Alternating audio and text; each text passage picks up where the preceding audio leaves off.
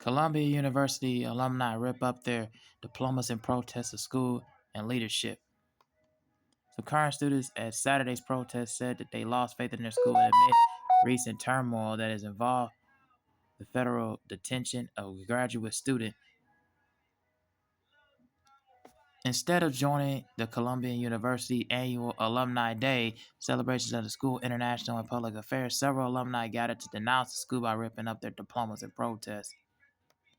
The protest follows the detention of Mohammed Khalil, a graduate student at the School of International and Public Affairs, a Palestinian activist, and a green card holder. Khalil was arrested by Immigration and Customs Enforcement agents at his university-owned apartment on March the 8th. The demonstration was organized by SEPA Alumni for Palestine and began with a group of alumni and current student speakers, a few dozen people chanting, and then a collective ripping of diplomas.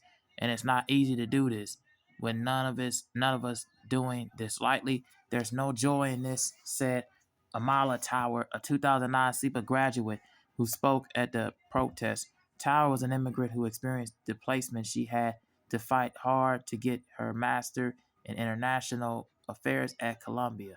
And I'm not proud of the alumni at all. And instead, I wanted to stand with the students. I want to stand with the Palestinians. And I want to stand with the immigrants who are being rounded up and harassed, oppressed, and deported as we speak, she said.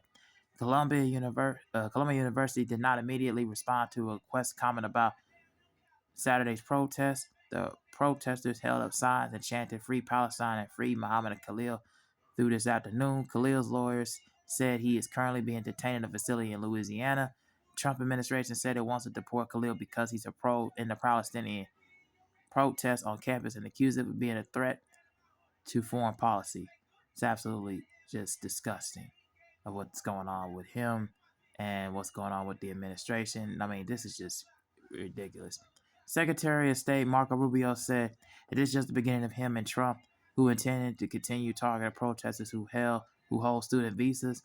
Once you lost your visa, you are no longer legal in the United States, and we have the right, like every country in the world, that has the right to remove you from our country, Rubio said this week.